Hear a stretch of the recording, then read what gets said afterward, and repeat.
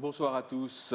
C'est un pilier de l'économie et de l'industrie qui finit continuer à adapter pour assurer sa survie. Quand il y a un pas important, nous l'histoire, nous culture, mais aussi nous l'héritage. Zodi, dans grand titre, nous avons envie de comprendre comment ce secteur-là peut évoluer et surtout peut faire face à un défi qui peut présenter entre production d'ici, production de l'énergie ou encore biocarburant. Innovation essentielle pour survivre ce secteur-là. En studio avec nous aujourd'hui à soir, nous avons deux invités. Jacques Dunienville, Chief Executive Officer, compagnie Omnicane. Bonsoir. Bonsoir, bonsoir aux téléspectateurs. Et également Devesh Doukira, Chief Executive Officer au niveau syndicat des sucres. Bonsoir. Bonsoir, Miguel. Donc, merci surtout pour votre présence aujourd'hui au nous plateau. D'abord, Devesh Doukira, prix pour DICIC pour récolte 2024 finalisé aujourd'hui par Mauritius Sugar Syndicate. Brièvement, qui ce rôle était exactement au niveau du syndicat? OK. Le syndicat c'est un syndicat des producteurs sucriers de Maurice. Tous les producteurs, y compris les petits planteurs, les corporate growers et les usiniers, sont tous membres du syndicat. Enfin, il existait depuis 1919. Au fait, il y a la loi en 1951. L'idée, c'est que quand tout va se discuter ensemble, on peut gagner l'avantage de l'économie d'échelle, premièrement, et deuxièmement, au niveau du marché, qui est capable de mieux négocier. On a un plus gros volume, on a une better negotiating power. Alors, l'avantage du syndicat des sucres, c'est que, premièrement, les rassurer que quand on peut finir, on peut être le meilleur prix possible pour le sucre qui est produit, et après déduction des frais, c'est ce qu'on appelle le prix ex-syndicat, c'est-à-dire c'est le net revenue qui est distribué équitablement à tous les producteurs. Alors, c'est la tonne de sucre. Justement, Zodi annonce les chiffres. C'est un chiffre de 27 478 roupies par tonne d'ici qui finit vendue. Si je comprends bien, il y a une baisse par rapport à dernier exercice. Oui, alors si on compare le même prix l'année dernière, c'était à 30 951 roupies, qui était une année record. Peut-être, si vous permettez-moi, je rappelle un petit peu, enfin, nous mentionner quelques fois, les deux dernières années, pour la récolte 2022-2023, c'était deux années exceptionnelles. Surtout, Maurice nous toujours un accès préférentiel en Europe, sur les accords de partenariat économique. Alors, l'Europe en 2022, premièrement, c'est un shortage de sucre, de production TBC à cause des raisons climatiques. Deuxièmement, c'est dans la guerre en Ukraine. La guerre en Ukraine veut dire que le coût de l'énergie a augmenté, et sachant qu'il y a un producteur betteravier de servir le gaz naturel qui vient d'Ukraine de la Russie pour cette source d'énergie, qui flambait 6-7 fois. Alors, de ce fait, c'est une banque de cycle. Deuxièmement, c'est un coût d'augmentation, une augmentation de coût. Et en même temps, le coût mondial, ça c'est le prix du sucre sur le marché global, qui est aussi également. Alors, on prend ces trois facteurs combinés là, qui donnent ça niveau du prix. Alors, d'une année à l'autre, par exemple de 2021 à 2022, le prix du sucre blanc, par exemple, en Europe, le sucre blanc, c'est le sucre le plus vendu, c'est doublé. Il est dans les 400-450 euros d'une année, il passe à 900, voire 1000 euros l'année. Alors, c'est quand même assez spectaculaire. Mais là, pourquoi il finit baisser pour 2020? Alors, évidemment, les conditions commencent à se normaliser. Alors, déjà, ça manque de production en 2022. L'Europe, par la suite, vu sa augmentation de prix-là, ben fermier, sachant que la betterave, il est planté chaque année. Les gars choisissent le planter là-bas en betterave, ou l'auge, ou le blé, ainsi de suite. Alors, ils prennent davantage de betteraves, la surface est augmentée. Alors, il y a plus de production, premièrement. Les coûts d'énergie, bon, la guerre toujours peut continuer, mais seulement il y a d'autres sources d'approvisionnement. Le coût de l'énergie en général est baissé. Et le coût mondial en général, bon, mondialité aussi, malheureusement, ça aussi, il commence à baisser. En fait, le sucre, comme toute commodité agricole, il y a un cycle. Quand les prix sont bons, il y a une tendance à investir davantage dans la superficie, dans produire davantage. Là, il y a un surplus de production. Le surplus de production veut dire que là, le prix a baissé. Quand le prix a baissé, pareillement, les retenir, il n'est pas produit autant. Il y a un manque de production. Alors, il y a une sine curve, comment dire. Jacques Dunienville, quand nous guettons ça, vous en tant que producteur de sucre, donc un chiffre pareil, c'est au détriment de votre business quelque part, quand on trouve un chiffre qui fait une annonce là. Oui, enfin, comment nous dire, ce chiffre qui est annoncé là, il est encore correct. Ces affaires qui sont plus compliquées, c'est ce qui peut venir plus divin. Parce que là, la situation n'est pas améliorée sur le marché mondial. Donc, nous pouvons bien prendre une mesure, effectivement, pour encourage à l'industrie là, parce que l'industrie du sucre, Maurice, il reste un pilier de l'économie. Un pilier au niveau de l'exportation. Par exemple, l'année dernière, quand nous avons un chiffre MPA, nous avons trouvé que l'exportation environ 600 000 tonnes. Là-dedans, il y a 300 000 tonnes de sucre. Oui. Et dans le sucre produit 100% localement, mais nous aussi faisons une opération quand nous importons du sucre, nous raffinons Maurice et nous vendons sur la région.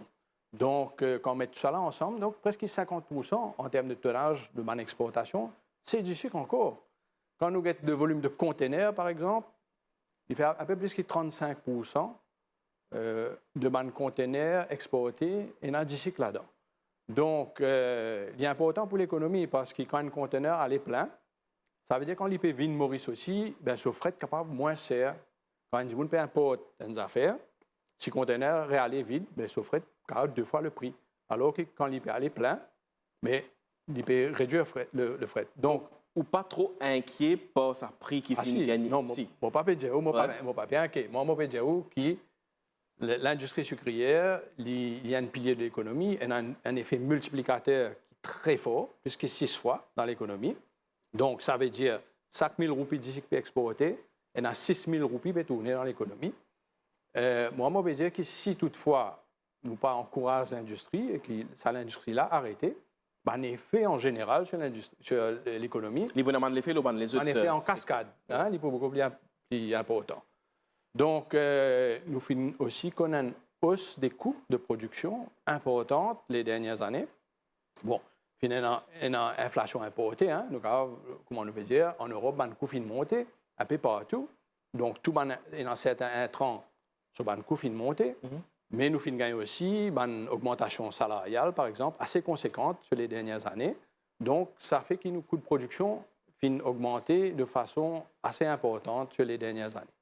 Quand nous cause, ça chiffre de 27 478 roupies là, donc c'est le montant qui ban planteur pour gagner pour chaque tonne de sucre qui finit produire. Au cas des détails, nous, Devesh Doukira, comment ça passe? Alors, disons, le syndicat des sucres a la responsabilité pour vendre tout le sucre de Maurice. Nous product mix aujourd'hui, on a le sucre raffiné, le sucre blanc, et puis les sucres spéciaux, le sucre à valeur ajoutée non raffiné. Mais même le sucre blanc, on a davantage vers la valeur ajoutée, sachant que Maurice avait une production actuellement estimée à 220 000 tonnes. Quand on regarde l'échelle globale, il y a 180 000 tonnes de production. Nous, vraiment, it drop in the ocean. Ouais. Hein? Alors, pour nous, c'est vraiment important pour être capable de distinguer nous sur les marchés, refaire ça dans le marché de niche-là. Et peut-être c'est ça un peu nous la force, hein? Parce que peut-être qu'en étant petit, nous avons plus focus sur ce petit marché-là, peut-être moins intéressant pour un gros producteur comme au Brésil, Thaïlande, et dans de sa direction-là. Alors, comment nous faire? Ça veut dire tout le sucre nous commercialiser. Alors là, par exemple, là, nous commençons la commercialisation pour le sucre de 2025, la nouvelle campagne qui a commencé quelques semaines de cela. Tout ça va une recette-là d'exportation, sachant que l'exportation se fait, la récolte se fait juillet à décembre. Ouais. Hein? Les exportations y allaient jusqu'à juin, juillet, août la prochaine année. Alors c'est là que là, nous finalisons les prix pour l'année dernière. Alors tout ça, là, il rentre dans la caisse commune du syndicat. C'est le syndicat qui, pour le compte... Moi, bien qu'on pense que... Moi, c'est que moi, j'ai envie de connaître sa planteur qui peut suivre. Nous autres, dit là, quantité casse, il peut gagner la vente d'ici qui finit là. Donc, par rapport à voilà. C'est un net revenue. C'est-à-dire que quand nous finissons sa sales proceeds, là, nous déduisons tout le coût, ça prix de 27 478 roupies là, c'est un prix qui, pour rendre un poste planteur. Mais sachant que depuis qu'il commence coupe ce canne en début de campagne, en juin-juillet, nous commençons à payer l'avance. Au fait, le syndicat des sucres, peut-être un autre avantage qu'il a également, parce qu'il a ce volume-là, nous prenons un emprunt auprès de institutions financières que nous finançons jusqu'à 80% du prix ex-syndicat qui est estimé à l'époque. Alors, par exemple, pour cette année-là, 2024, à l'époque, nous estimons en début, parce qu'on a une full visibilité, nous estimons prix là 23 500. D'accord. Alors, 80% de ça, tu finis de payer comme une coupe ce calme. Mais là, nous continuons de payer l'avance, comme en dépendant de nos cash flow, jusqu'à là, quand le prix là est finalisé aujourd'hui. Alors là, on a un règlement final qui peut faire dans les jours qui viennent, qui est pour environ 4 000 roupies à peu près, et là, compte pour 2024 terminé. Mais un affaire qui est très important pour dire, ça c'est le chiffre ex-syndicat, mais il y a un prix garanti du sucre que le planteur l'y gagne, n'est-ce pas? Oui, alors disons, sachant que ce prix garanti, jusqu'à présent, était un prix all-in, hein, qu'il y inclut le prix du sucre, le prix de la bagasse et de la mélasse. Et sachant que ça, dès les autres composants-là, ils représentent environ 5 000 roupies la tonne de sucre équivalent, Ça veut dire, par exemple, pour ça, l'année 2024, là, quand on ajoute ça, on peut gagner environ un prix de 32 500 et quelques. Sachant que pour la récolte 2024, le prix qui avait été garanti, était de 30 000 roupies. Ça veut dire, de ce fait, les recettes totales des 3 composants, les poux, above ça prix de 30 000 roupies. Là. Ça veut dire pas pour une nécessité pour le gouvernement intervenir.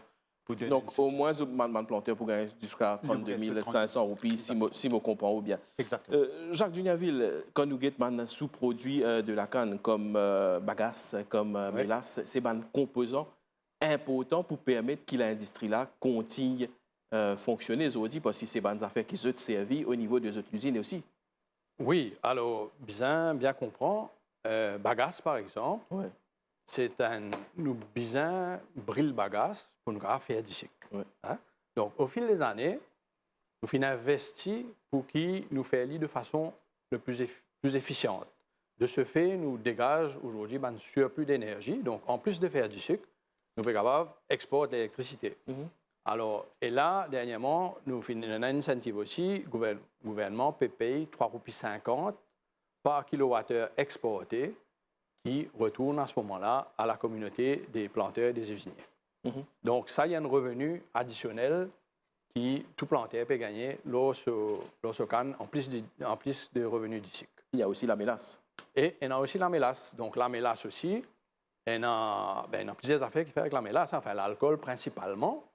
Il y a un petit peu animal feed, il y a plusieurs. Mais même dans l'alcool, il y a plusieurs qualités d'alcool. Par exemple, il y a un grand groupe cosmétique qui a acheté l'alcool. Et nous avons même un alcool qui fait trade. Ça veut dire qu'il y a une coopérative de planteurs qui enregistrée en tant que fair trade. Vous avez gagné un prix plus bon pour cette mélasse parce que l'alcool là est mieux valorisé par certains clients. Donc, il y a assez intéressant. Et le défi de l'industrie, comme M. Doukira fait dire, c'est qu'il nous rentre de plus en plus dans un produit niche quand on a plus de valeur ajoutée. Donc, c'est ça qui nous peut essayer de faire. Au début de la discussion, je fais une cause, surtout au niveau de ban marché régional, qui Maurice lit encore compétitif comparé à sa ban marché là. Me tourne d'abord vers vous, DVH Doukira. Est-ce que c'est ban marché qui nous peut compétir parce qu'on connaît un gros exportateur comme le Brésil? C'est facile de placer le sucre mauricien actuellement? Alors, ce qui est important pour faire ressortir avant tout, on a le marché européen, qui est un marché relativement protégé parce qu'on a une taxe de 419 € la tonne. Et puis, ça qu'on appelle le marché mondial, tout ce qui reste autour. Mais sachant que beaucoup de pays-là protègent ce marché par une taxe douanière qui est élevée. Ça veut dire que même quand on exporte le sucre là-bas, on a une taxe élevée qui, quand il rentre en compte, on n'est pas capable de compétir avec ce producteur local. Alors, sur la région, au fait, nous cause surtout les marchés préférentiels de commerce SADC, que nous gagnons accès aux taxes. Alors, ce qui est important de faire ressortir, c'est que quand il est intéressant pour Maurice, sachant que nous avons un gros producteur, on vient dire Brésil, Thaïlande, etc., alors on n'a pas gagné accès préférentiel de ce marché-là. Quand ce pays-là a une taxe douanière qui est élevée, je prends l'exemple du Kenya, par exemple. Kenya, en temps normal, ce taxe à l'importation pour le sucre est de 100%, alors que nous, comme ça, les 0%. Ça veut dire que quand nous compétons avec le Brésilien, nous avons sa marge de préférence de 100% qui permet nous d'être beaucoup plus compétitifs que les Brésiliens. Mais sachant que nous ne sommes pas les seuls. Comme ça, on a également l'Égypte, on a Zambie, les autres pays comme ça également qui sont là présents. Alors, je pense que ce qui est important pour Maurice, quand même, encore une fois, nous peut dans l'économie déjà, c'est la marge de préférence. Parce que, encore une fois, comme on fait ressortir, le marché global est résiduel. Peut-être juste me donner un chiffre. Quand les 180 millions de tonnes de production que vous mentionnez tout à l'heure, et non seulement 60 millions de tonnes qui tradent. Ça veut dire que 2/3 de la production globale est consommée localement. Et beaucoup de pays-là, c'est excédent de production qui est exporté. Et très souvent, il y a un effet de cross-subsidisation, ou bien parfois, il y a un pays qui donne un soutien domestique, un export subsidies. Alors, tout ça qui fait que le marché mondial du sucre, par exemple, aujourd'hui, là, on a un prix mondial du blanc, 475 $, et qui est un prix bien en dessous du coût de production, pas qu'à Maurice, mais de la moyenne mondiale. Alors, c'est là que pour nous, Maurice, il est important qu'il y ait un marge de préférence. Jacques Dugnaville, sur cet aspect régional pour pouvoir compétir. Non, si moi, je rajoute une affaire là-dedans, c'est-à-dire que nous traitons comme une industrie locale régionale. Par exemple, si nous avons un producteur au Kenya, si son coût de production, c'est 750 $ la tonne. Mais nous aussi, nous, à peu près, nous capables, enfin, nous, on est un peu en dessous. Donc, nous capables être présents sur ces marchés-là d'une façon compétitive. Quand nous ouvrons ça à d'autres pays résiduels, des gros exportateurs, là, il devient plus compliqué. Mais dans la région, nous avons pleinement nos rôles à jouer. Nous avons une industrie, quand même, quand nous comparons, nous, régionalement, nous trouvons qu'à Maurice, en termes de valeur ajoutée dans la canne, en termes de développement de l'industrie cannière, nous sommes très avancés de ce côté-là. Alors, ça y est, assez encourageant. Donc, nous avons vraiment notre place en tant qu'un... Mais actuellement, quel est le principal défi qui se pose à l'industrie azote au niveau des producteurs? Un gros défi, c'est la contraction de l'industrie. Vous venez trouver, avec les années, volume canne peut diminuer. Donc, comme c'est une industrie qui a beaucoup de coûts fixes, plus le volume diminue, plus notre coût de production est augmenté de façon importante. Donc là, il y a un vrai défi, comment nous pouvons mitiger cette baisse-là, voire même, on a une volonté de faire la production recommencer à augmenter. Parce que, comment on dit, dans l'économie, aujourd'hui, nous avons un gros problème de balance des paiements, nous connaissons hautement déficitaire. Donc, au niveau d'une industrie d'exportation, comme le sucre, il mérite gagner un encouragement. Et donc, le plus nous sommes capables d'ajouter de la valeur, donc faire un sucre qui a plus de valeur, faire une transformation encore plus intéressante, le meilleur, il peut être pour l'économie mauricienne. Qui permettez-moi, Vin vers où Devej sur le fait de donner de la valeur à DICIC qui nous produit à Maurice. Nous connaissons que les sucres spéciaux, comme on appelle ça, sont très, très prisés à l'étranger. C'est un petit peu ça, de mettre de la valeur à produits qui nous peut faire? Oui, alors les sucres spéciaux, Maurice, quand même, est un des pionniers de beaucoup de marchés que nous présents. Alors, pour information, aujourd'hui, nous présentons dans 65 pays au monde, une vingtaine de pays en Europe, au Moyen-Orient, aux États-Unis, ainsi de suite. Et il est reconnu comme le meilleur des sucres de sa gamme de produits-là. Encore, on peut que un marché très, très niche. Alors, pour nous, ce qui est important, intéressant pour le secteur, c'est qu'il y avait une valeur ajoutée, il y a une prime comparée au sucre normal, de moins les gars 30-40%, voire plus, dépendant du marché. Alors, évidemment, tout ça qui permet, quand on a une baisse de prix, comme on a mentionné tout à l'heure sur le marché mondial, les atténuer, les mitiguer un peu sa baisse de prix-là, parce qu'il n'est pas baisse pas autant. Alors, pour venir les sucres spéciaux, la stratégie, c'est d'aller davantage. Encore une fois, étant un petit producteur, l'idée, c'est de gagner le maximum de valeur de chaque tonne de sucre. Et là, déjà, nous atteignons plus que 50% de la production locale. Et comme tout à l'heure mentionné, même au niveau du sucre blanc, vers un sucre blanc spécial, par exemple un sucre extra fin, ou bien la façon dont nous venons, par exemple, l'Europe de produire de la betterave, le sucre blanc, nous, quand nous venons comme un sucre de canne. Alors, il y a certains segments, par exemple, pour champagne, de préférer ça sucre de canne, ce qui a été fait traditionnellement, alors que nous avons une prime additionnelle comparée au sucre blanc normal. Alors, tout ça, c'est quelque chose de se distinguer davantage du mass production. Et là, peut-être juste pour m'ajouter un petit bout, quand nous pouvons vendre du sucre, parce que là aussi, nous avons un concurrent, évidemment, tu peux rentrer de ce marché-là. Nous avons beaucoup de concurrents de l'Amérique centrale, tout près de nous, Eswatini, même Malawi, ainsi de suite. Mais quand la façon de vendre, il n'est pas que le produit. Le produit, évidemment, est très important, la qualité, la consistency, mais il y avait tout un ensemble. Premièrement, le selling point, c'est qu'il y a un produit naturel qui n'est pas raffiné, alors qu'il y a certains produits qui ajoutent un colorant là-dedans. Deuxièmement, alors de ce fait, il faut retenir sa affaire naturelle-là. Après, l'environnement de production est très important. Aujourd'hui, le marché demande de plus en plus que l'environnement soit sustainable, durable. Alors, aujourd'hui, plus qu'un tiers de la production de Maurice est certifiée sustainable à travers Fairtrade et Bon Sucre. Alors, tout ça, c'est un atout qui nous met de l'avant, qui attire les selling points vis-à-vis du client qui est intéressé vers sa vente supplémentaire. Jacques Dugnaville, l'aspect d'innovation, donc l'IVIN est un élément essentiel au niveau de l'industrie finalement. Parce que quand nous guettons au niveau des sucres spéciaux, nous connaissons qu'au niveau Omnicane, notre saison finie commence, lance quelques initiatives durant les années précédentes. Oui, nous toujours besoin d'innover. Alors, comme M. Loukira fait dire, les sucres spéciaux, c'est une innovation mauricienne qui depuis des années, et aujourd'hui, nous trouvons le résultat de ça. Une rente là-dedans. Là, et dans les autres secteurs qui nous essayent de développer, comme par exemple, nous faisons aussi un process que nous avons extraire un antioxydant de la canne à sucre. Et ça, potentiellement, à l'avenir, est un prospect très intéressant, comme on connaît. Antioxydant, aujourd'hui, c'est quelque chose qui est très bon pour la santé.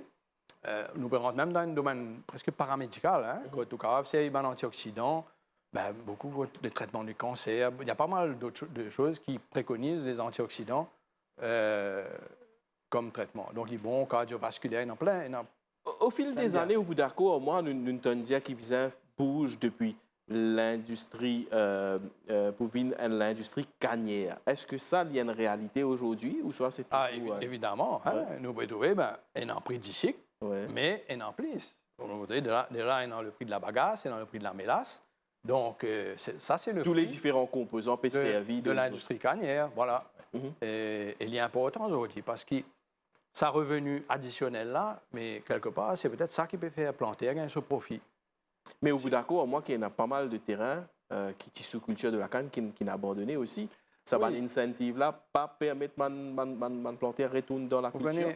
Malheureusement, finalement, le plus gros facteur de la diminution de la production sucrière, c'est effectivement les cannes abandonnées. Nous avons tendance à penser l'immobilier, etc. Oui, il y en a un peu, mais la majeure partie, c'est une plantation qui finit abandonnée. Donc, il y a un gros challenge pour intéresser du monde reste dans la plantation et même aller plus au-delà de reconquérir certains espaces qui finissent abandonnés. Il est compliqué, il est difficile, mais je connais un programme qui finit mettre en place, un programme d'aide à la plantation et donc nous devons continuer dans cette voie-là. Toujours par rapport à l'entreprise qui vous représentez au niveau de Omniken, qu'en est-il au niveau de l'utilisation des énergies renouvelables? Nous connaissons qui actuellement PCAV sort bon. Est-ce que d'ici 2030, bien supposément phase out, comment ça va se passer à ce niveau? D'accord. Enfin, déjà, une affaire importante, beaucoup de monde pas trop réalisé, mais la première source d'énergie renouvelable à Maurice, c'est la bagasse. Oui. Hein? Et en plus d'être une énergie renouvelable, il y a une énergie renouvelable de qualité. Ça veut dire l'équivalent à pétrole, à charbon, car comment on dit, quand on a besoin plus ou demande plus, quand on a besoin moins ou demande moins, c'est pas dépendre comment le soleil peut briller, comment le vent peut souffler. Il vient on demand, presque, hein? Bon, selon l'availabilité de la bagasse, comment l'essence on peut mettre dans l'auto. Donc, ça c'est important. Maintenant, effectivement, le complément qui est le charbon, il y a un engagement pour arrêter le charbon. Donc, il fait plusieurs essais. Donc, d'une part, c'est de substituer le charbon à la biomasse. Donc, il y a une composante locale qui est très importante. Donc, développer une industrie de la biomasse à Maurice. Tout un terrain qui n'est plus en canne qui finit abandonné, capable de faire une plantation eucalyptus ou une espèce appropriée qui est capable de valoriser dans une centrale thermique pour faire de l'énergie. Et deuxièmement, un autre aspect, c'est à prendre du bois, des wood chips dans la région plutôt qu'à Maurice, parce que Maurice, malheureusement, le territoire est petit. Et ça, c'est une culture qui demande beaucoup d'espace. Et ça, c'est toujours en train d'être mis en place là? Ça, c'est mis en place et on a plusieurs missions régionalement et dans l'Afrique du Sud qui est déjà un producteur de wood chips. On a une mission en Namibie, qui a un programme aussi pour faire une industrie du wood chips. Et dans Mozambique, Madagascar, donc dans la région, il y a pas mal de potentiel. Nous terminons avec vous, Devesh Doukira. L'exercice de marketing pour canne qui peut récolter actuellement, donc en cours actuellement? Oui, c'est en cours actuellement, mais je vous dire, malheureusement, les conditions du marché ne sont pas trop favorables. En fait, si vous regardez le cours mondial, disons, comparé à la même époque l'année dernière, il baissait par environ 125 à 150 $ la tonne. Déjà, vous avez une idée comment ça peut évoluer. Et donc, déjà, prononce-nous l'ON chiffre peut-être pour l'année prochaine. Alors, aujourd'hui, là, disons, il y a encore tout, parce qu'on a beaucoup de contrats finalisés, mais aujourd'hui, on peut trouver environ 20 000 roupies, 21 000 roupies à peu près. Bon, évidemment, il y a encore tout. Et pour nous, l'idée, c'est de maximiser quand même trop de opportunités. Nous espérons bien qu'il est capable d'évoluer de façon positive. Et c'est de ce qu'ils ont fait travail. Messieurs, merci beaucoup pour votre présence ce soir au plateau de Grand Titre. Et merci à ceux qui suivent nous à venir dans quelques minutes le journal de télévisé de 19h30.